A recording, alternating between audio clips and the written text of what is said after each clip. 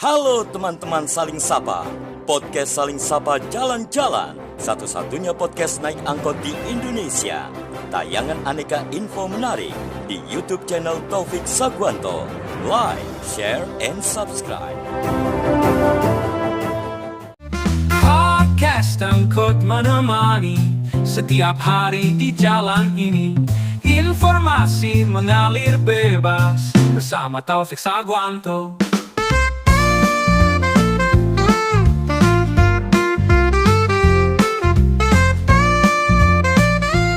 Halo teman-teman Saling Sapa, podcast Saling Sapa Jalan-Jalan, edisi podcast angkot. Sekali ngangkot ketemu dengan orang-orang yang inspiratif. Orang ya, ini satu ya. Tapi kadang buat aku, penulis itu meskipun dia seorang diri, tapi buat aku dia seperti halnya seseorang dengan ribuan pasukan. Karena apa yang dia tulis itu akan menentukan, bahkan tidak hanya hidup yang menulis, tapi juga bisa menentukan jalannya sebuah bangsa atau peradaban. Bisa merubah ya? Iya. Langsung saya perkenalkan the one and only Mbak Lili Fatimah. Wah, asik. Menulis di Kompasiana. Tulisannya sudah berapa, Mbak? Sudah 1797 sampai hari ini. 1797 per hari ini. Iya. Sudah hampir 2000 tulisan yang beliau buat, dan sepertinya idenya masih belum habis dan masih banyak lagi. Belum, masih banyak lagi. Termasuk beliau nulis buku udah berapa? Itu lumayan banyak. Berapa ya? Lebih dari 10 lah. Lebih dari 10. Ya. Kemudian random, yang beliau tulis apapun. Betul. Dan itu luar biasa. Terakhir beliau suka menulis sesuatu yang sama sekali nggak pernah beliau atau kita mungkin bayangkan. Beliau nulis cerita horor atau misteri. Kalau cerita horor atau misteri sudah lama nulisnya. Oh, sudah lama. Yang baru malah silat ya? Silat ini. Ini mau gantiin Asmaraman Eskopingo ini. Sebenarnya nggak baru, cuma jarang menulis. Untuk silat ini dulu sudah pernah beberapa sampai tuntas, terus kok tergerak lagi kepengen menulis silat lagi karena seperti happy writing untuk menulis silat itu. Happy writing. Menulis ya, jadi kita happy menulisnya itu loh, Mas. Oh, feel-nya malah happy ya? Iya. Kalau menulis misteri mungkin nggak happy. Mungkin kita harus meletakkan diri sebagai orang yang lagi ditakut-takutin. Iya, seperti apa ya? Kalau menulis misteri itu kan isinya itu kan kayak ada serius-seriusnya. Oh, jadi nggak mungkin happy. Iya, ketegangannya. Oke, berarti ada feel-nya ya. Ada feel-nya. Kalau nulis umpamanya cerita asmara umpamanya. Asmara, Kita harus romance. Kalau kita nulisnya tuh perasaannya gimana? Ya, kita harus menjiwai, semua tulisan itu harus ada ruhnya, Mas, harus menjiwai. Jadi penulis itu tidak sekedar menyampaikan apa yang ingin kita tulis, tapi setidaknya kita bisa masuk di dalam tulisan itu. Itu yang sulit. Aku malah sebelum melihat jenengan sebagai seorang yang menggila itu penulisan, ya buat aku sudah gila itu. Sudah di fase apa ya? Selalu ada kegilaan di setiap puncak pemahaman. Buat aku dirimu sudah mencapai puncaknya orang benar-benar mencintai menulis. Betul. Hal apa yang melatar belakangi dirimu suka menulis dan kemudian nggak bisa berhenti menulis? Iya. Mana ya, Mas? Untuk menulis bagi aku sebenarnya awalnya adalah sebuah terapi kesehatan. Ada masalah kesehatan apa nih? Kita mengalami apa ya, Mas, di kehidupan ini kan banyak mengalami problematika. Oke, ya. Semua kita ini adalah orang normal, tapi kadang berada di kondisi nggak normal. Ya, sehingga kita butuh terapi. Ya, terapi satunya kesehatan mental sampean ya. Iya. Jadi ketika Anda tertekan, untuk keluar dari ketertekanan itu Anda menulis. Oh, keren loh. Menulis. Keren. Ini hal baru buat aku. Jadi ketika merasa bahwa hidup tidak normal, hidup sedang tidak baik-baik saja, Anda keluar dari situ dengan menulis. Iya, luapkan dengan menulis, kita keluarkan unek-unek kita, karena dengan menulis kita bisa menjadi siapa saja. Misalnya aku ingin jadi seorang raja atau ratu, dengan menulis kita bisa menciptakan itu. Keren. Ini nggak kepikir malah buat aku. Jadi lebih banyak mana, fiksi non fiksi? Lebih banyak fiksi karena saya orang fiksi, jadi orang yang jadi suka iya. itu dia pengen jadi raja, jadi ratu, jadi laki, jadi perempuan, jadi apa saja kita bisa dengan. Pernah nggak menulis dirimu tidak sebagai manusia? Pernah. Sebagai apa? Sebagai hantu. Sampai. Terus sebagai hewan, apa aja yang kepingin saya tulis ketika ide itu muncul, langsung kita eksekusi, Mas. Jadi jangan lama-lama. Saya melihat seorang yang menyukai membaca saja, sebenarnya dia adalah orang yang memiliki imajinasi tinggi. Betul. Terus kemudian punya, saya biasa menyebutnya theater of mind. Jadi dia bisa memainkan pikirannya sebagai sebuah teater besar. Betul. Itu orang baca aja. Saya nggak bisa bayangin orang yang menulis, yang dimana dia tetap harus seperti pembaca yang harus punya imajinasi dan punya theater of mind, tapi dia menuliskannya itu, menceritakan pada orang lain, meng-share pada orang lain. Dan itu buat saya ya sebuah kegilaan dalam tanda kutip gitu. Saya nggak bertanya gimana caranya saya seperti Anda gitu. Saya nggak tahu karena itu gift mungkin. Prosesnya ya. Ya, tapi apakah memungkinkan gitu? Orang yang sama sekali nggak suka baca, nggak suka nulis, terus jadi penulis? Karena orang yang ingin jadi penulis harus suka baca dulu, nggak bisa, Mas. Iya, nggak bisa. Sedangkan sekarang kenyataannya teman-teman kita seusia atau di bawah kita mungkin, atau bahkan anak-anak kita, itu bahkan cuman satu alinea saja dia sudah salah memahami. Karena dia nggak mau membaca dengan teliti dan detail. Mungkin yang ada sependapat atau gimana dengan apa yang saya? Sependapat. Jadi kenapa ya kok kita satu alinea aja masih salah paham, nggak paham maksud dari sebuah tulisan? Karena itu dari apa ya, keinginan awal kita benar-benar ingin membaca atau enggak itu harus sudah ada di dalam pikiran kita. Oke.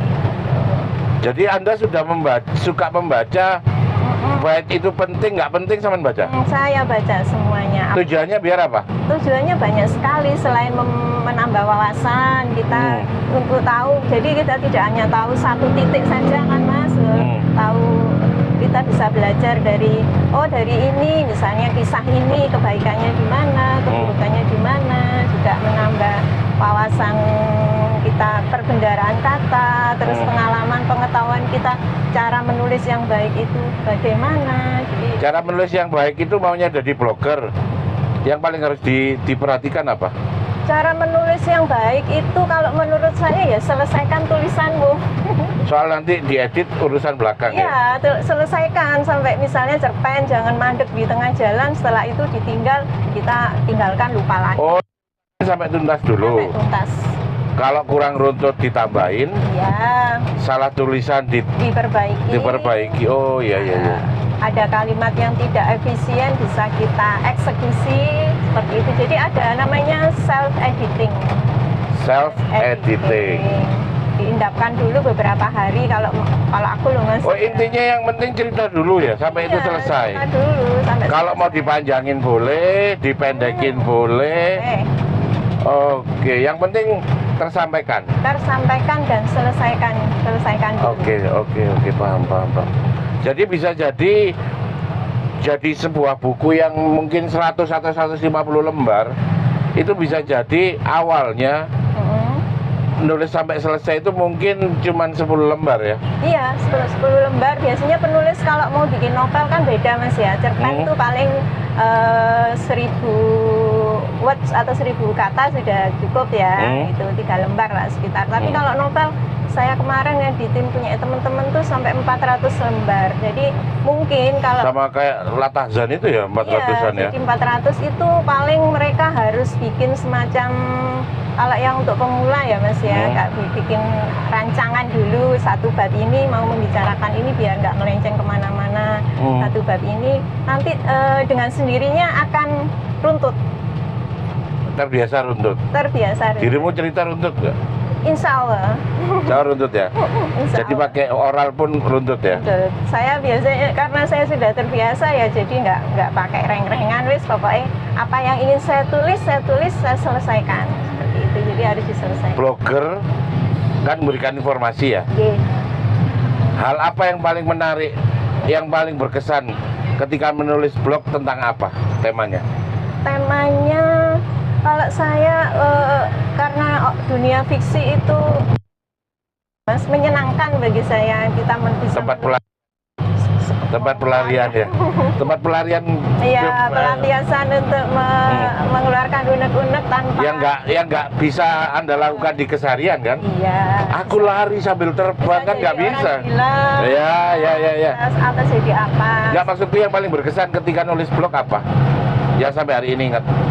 Tetap di fiksi saya tetap menulis. Ya, apa detailnya? Cerita misteri. Yang paling seneng, yang paling ingat sampai hari ini dan berkesan apa? Apa itu cerpen boleh? Boleh. Apa? Saya punya satu cerpen yang judulnya Maria, Tenanglah Maria, Ia Sudah Mati. Itu cerita yang saya seorang penulis yang menyukai tulisannya sendiri saya ini, karena itu bagus isinya. Nanti Mas harus baca itu. Siap. Tenanglah Maria, Ia Sudah Mati. Mungkin ya. Kalau dari ininya mungkin Musuh Dalam Selimut ini. Bukan, Apa? ini cerita mengenai ada sebuah tradisi di suatu daerah yang akhirnya ada seorang anak yang namanya Leona itu memberontak karena melihat Tidak tidak mau mengikuti tradisi tidak itu. mau mengikuti tradisi itu. Jadi mengangkat itu juga. Untuk yang Kota Malang saya menyiapkan satu cerpen Mas ya. Saya berharap cerpen ini nanti bisa mendapatkan apa ya? Apresiasi. Judulnya Topeng yang Terluka. Wow, top. Jadi ini bisa mengangkat keseluruhan kebudayaan yang ada di Kota Malang. Ada kisah romansnya, ada keren. kisah itunya, bagus ini Mas. Kapan dengan mau Ini keren ini. mau Aku sebenarnya aku punya ide cerita tapi pengen tak ceritain ke sampean, nanti siapa tahu jadi tulisan. boleh. Tapi kalau aku kadang random, enggak. Terus kalau umpamanya yang sampai mencintai tulisan Anda sendiri itu Maria, tenanglah Maria, dia sudah mati. Kan itu yang Anda tulis. Kebalikannya sekarang. Apa hal yang Anda tulis dan sebenarnya kalau itu sudah terlanjur jadi, tapi Anda nggak suka itu sama tulisan itu? Sejauh ini nggak ada sih Mas. Apa yang saya tulis ya saya suka aja. Apakah tulisan itu menurut saya bagus atau menurut tulisan saya itu kurang bagus, tetap saya Suka. saya cintai. Anda mencintai apa yang Anda Iya, lakukan? apa yang saya hasilkan ya wes, saya syukuri, saya cintai. Pertama kali menulis tahun berapa? Kalau menulis saya masih kecil sudah menulis. Minimal di hari ya? SD kelas 2 saya sudah bisa membuat sebuah cerita yang saya tempel-tempel di dinding. Jadi teman-teman saya itu kadang kalau ada tugas mengarang itu mereka ngambil tulisan saya itu. Terus sampai agak remaja nulis diari. Memang sastrawan ya? Ya enggak lama sih ya, cuma hobi aja. Hobi yang kebetulan. Pernah buat nggak karya puisi? Sering. Termasuk termasuk aktif juga membuat puisi. Ya, dibukukan juga sering sama teman-teman. Biasanya saya kalau di Kompasiana bikin lomba, nanti kita kumpulin antologi puisi, kita bikin buku seperti itu, sering Mas. Pernah paling berkesan nggak? Pernah punya kesan nggak mengajari seseorang yang tadinya belum pernah tahu bagaimana caranya menulis? sorry, bagaimana caranya menulis sampai kemudian dia bisa menulis, bahkan sampai akhirnya jadi penulis juga. Kalau sejauh ini secara personal belum, tapi kalau secara banyak orang kayak kita memberi pelatihan ke adik-adik di SMK itu sudah pernah, terus jadi narasumber di UIN. Oke, UIN. Terus masih teruslah berlanjut seperti itu, terus apa ya, dimintai tolong-tolong secara bawah tanah saya mengatakannya. Jadi mereka WA minta diajari, ya saya ajari mas. Saya nggak boleh pelit kalau untuk ilmu. Itu pun bisa nggak mungkin mengurangi apa yang saya punya. Oh iya, bahkan menambah. Menambah. Gitu. Satu nih, sebenarnya hal apa sih yang selain rasa happy ya, happy writing ya? Saat menulis itu tiba-tiba bagian itu datang sendiri gitu. Dan itu jadi bagian terapi juga ketika hidup tidak sesuai dengan mau Anda gitu. Pernah nggak sih ngerasa bahwa saat ini lagi jenuh nulis? Lagi apa? Writer block gitu. Iya, lagi aslinya enggak bukan bosen ya. Ya cuman ngerasa ya. Sebenarnya kan repotnya saya mau nanya ini karena kan Anda sedih ya nulis, seneng ya nulis, perasaan apapun ya nulis. Tapi ketika Anda benar-benar diem stuck gak bisa nulis itu saat perasaan apa gitu? Saya pas gak bisa nulis itu apa nggih Mas nggih? Soalnya gini, setiap hari saya sudah mencanangkan one day, satu hari harus ada satu tulisan. Itu meskipun nggak saya posting, saya simpen aja, pokoknya ada apa yang terlintas. Oh ini misalnya ketemu penjenengan, oh ini jadi ide, ya sudah saya simpen, saya biarkan. Kalau saya lagi mood tak lanjut, tapi kalau suka dan nulis ketik atau tangan? Saya pakai ini laptop. Kalau tangan jari. Iya sama, aku juga 11 20 jari kadang 20 sama dia kan 20 ini ya. Kalau apa? Nulis tangan feel-nya gimana? Kalau dulu sebelum pegang HP atau laptop, saya menulis tangan. Jadi saya punya buku. Lebih feel-nya lebih enak kan? Saya lebih dapat gitu ya. Saya mesti beli buku-buku, saya tulis, nanti saya baca lagi. Tapi ya paling sekarang kan lebih enak, praktis Pak. Biar cepat. Iya, kalau ada salah-salah, tipu-tipu kan tinggal delete aja. Keren. Karena buat aku sekarang ini banyaknya smartphone atau smart gadget itu bikin kita tambah bego atau gimana ya? Kenapa kok kita tiba-tiba jadi generasi yang tidak lagi menjadikan huruf itu sebagai sumber pengetahuan mereka? Kenapa mereka sekarang kok harus melihat yang visual, yang ada audionya baru mereka tertarik untuk melihatnya? Kenapa mereka tidak tertarik pada yang memancing imajinasi mereka berjalan? Kenapa mereka nggak terpancing untuk bagaimana theater of mind mereka fungsi? Kenapa kok hal-hal sekarang terjadi ini, kenapa sih gitu? Apa memang harus ketika kita tahu gadget terus kemudian kita nggak lagi suka membaca? Sebenarnya tergantung pada individu, personalnya. Karena Wattpad juga banyak ya. Iya, kita bisa belajar dari apa ya Mas, memiliki gadget, memiliki teknologi yang canggih itu sebenarnya harus dipergunakan secara bijak. Tepat ya, bijak. Iya. Jangan jadi tambah generasi. Jadi nggak ngaruh ya. Sebenarnya ada teknologi sebenarnya malah terpancing. Iya. Yes, itu maksudnya. Tapi kenapa anak-anak sekarang kok jadi makin susah membaca? Betul. Apa nggak ya? Kurang penulis yang menarik ya? Enggak juga ya. Penulis menarik, saya kira banyak. Cuma apa ya Mas ya? Mungkin kurang ini aja, seperti support aja ya. Oke. Ada support sistemnya dari lingkungan. Paham. Ya Mas ya. Kalau lingkungannya suka membaca, insya Allah yang lain juga suka membaca. Gitu. Oh, jadi memang butuh lingkungan yang Iya, kondusif. bisa kondusif untuk mensupport mereka rajin membaca. Betul, betul sekali. Ya karena zaman aku kecil itu kalau datang ke sebuah toko buku itu kayak Istimewa sekali ya. Itu yang nggak dirasain anak-anak sekarang. Mereka kalau diajak ke toko buku sekarang malas, tapi kalau diajak jalan ke Mall, nah itu maksud antusias. ya. Terus beruntungnya lagi masa kecil kan di pasar besar. Tidak jauh dari tokonya bapak ibuku itu ada toko buku bekas. Yes. Jadi hampir tiap hari aku nongkrong di situ dan aku ngerasa aku anak yang sangat beruntung. Ya happy. Sama Mas, aku itu anak-anakku juga, aku sendiri itu berawal dari buku-buku bekas. Dulu itu langgananku di Sriwijaya sebelum pindah ke Oh, sebelum pindah ya masih. velodrome ya, hujan-hujan naik angkot hanya cuma untuk ini biar dapat banyak kan. Iya punya kalau uang. kalau bekas kan lebih banyak. Murah. Iya. Uang 10.000 itu dapat setumpuk buku. kayak Benar.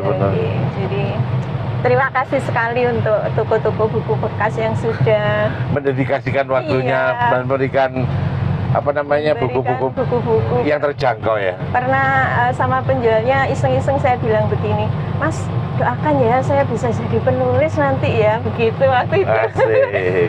Tak beli bukumu, jadi beli majalah bekas, buku cerita-cerita 5 sekawan bekas, terus pokoknya bekas semua lah. Jadi nggak harus ya namanya penulis itu harus sesuai dengan apa yang terjadi di hatimu. Nggak harus, kadang kita mendapat curhatan seorang teman bisa jadi ide, atau ada teman ngobrol, saya nggak ikut ngobrol, cuma mendengarkan, saya tinggal apa, tapi kok menarik ya pembicaraan mereka, ada beberapa teman bisa langsung jadi ide, saya tulis. Oke, keren. Jadi ide itu Jadi ada di Kompasiana menulisnya cenderung jadi cerita ya, yang bisa di-share ke orang ya. Iya, jadi kan di situ ada beberapa kanal ya Mas ya, Ya. ada kanal ya banyak sekali lah, humaniora, kesehatan, politik dan lain-lain. Lebih suka yang mana tuh? Saya ada kanal fiksi, jadi ada memang dikhususkan untuk para penulis fiksi. Nggak pengen nulis. Tahukah kamu bahwa sebenarnya bumi itu tidak hanya berputar pada matahari gitu. Nggak suka gitu-gitu. Saya selingi menulis kesehatan karena saya Oke. kebetulan kerja di kesehatan. Di bagian apa tuh? Saya membantu dokter. Asik. Nah, terus saya parenting kadang-kadang karena saya pernah membimbing anak-anak jadi guru bimbel, jadi tahu gimana menghadapi anak-anak. Oh, guru bimbel buat anak SD ya? TK, SD, SMP. Oh, oke. Sekolah dasar ya maksudnya ya? Sekolah sampai- dasar menengah ya? sampai menengah. Terus menulis apa aja yang ingin saya tulis Mas. Jadi banyak sekali, beragam, cuma sebagai selingan lebih dominan ke fiksi. Jadi saya nulis Fiksi. ya. Dan kadang teman-teman, saya juga bagian dari orang yang kadang suka baca fiksi.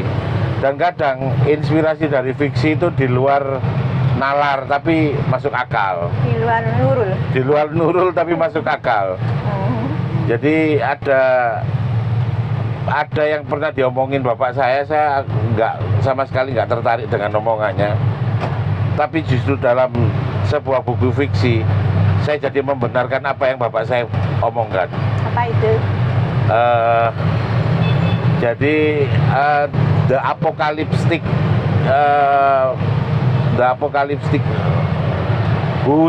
Those Who Remain The Apocalyptic.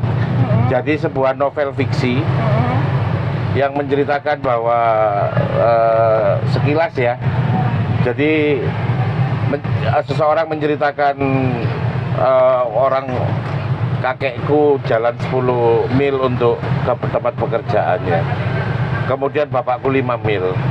Aku sudah mengendarai Cadillac. Anakku bisa jadi mengendarai Mercedes-Benz. Pesawat. Cucuku bisa jadi mengendarai Ferrari. Tapi cicitku balik jalan lagi. Ya. Begitu. Nah itu baru benar omongan bapakku bahwa kalau bapakmu kaya kamu siap-siap miskin, kalau bapakmu pandai kamu siap-siap bodoh. Dan itu jadi aku benerin omongan bapakku. Tapi kalau itu keren karena dijelaskan kenapa demikian. karena tough time, jadi bahasa Inggris ya, waktu yang keras menghasilkan orang kuat. Orang kuat menghasilkan waktu yang lemah, waktu yang nyantai. Waktu yang nyantai menghasilkan orang yang lemah, orang yang lemah menghasilkan waktu yang keras. Terus saja berputar gitu terus. Ya, berputar. Jika tidak seperti itu, maka kamu harus menghasilkan apa ya istilahnya warrior, pahlawan ya, menciptakan pahlawan di setiap generasi.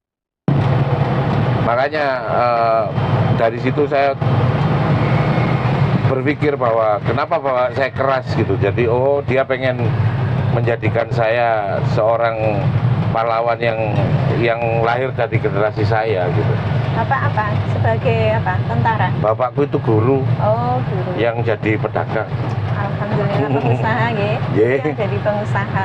Guru yang jadi pengusaha. Jadi dari sanalah ya tetap jadi buku yang apa yang kita baca itu yang kemudian kita membenarkan sesuatu yang mungkin di awal saat kita menerima kebenaran itu kita mungkin menolak gitu.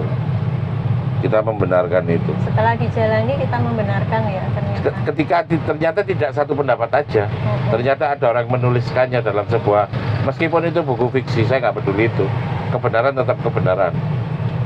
Terus mungkin ada saran pada teman-teman yang mungkin punya cita-cita menulis tapi nggak tahu mau dari mana memulainya, belajar untuk jadi penulis. Untuk teman-teman yang kepingin jadi penulis, mulailah dari sekarang, langsung doing. Langsung nulis ya? Tulis apa saja yang ingin ditulis. Untuk lain-lainnya, misalnya kok ini kurang bagus, ini nanti aja. Yang penting nulis sampai selesai. Kalau sudah selesai baru dibaca. Kemudian kalau sudah merasa kok tulisanku kurang sempurna, bisa mencari, saya menyebutnya apa ya, first reader, orang pertama kali yang membaca. Jadi misalnya ini yang kurang apa gitu?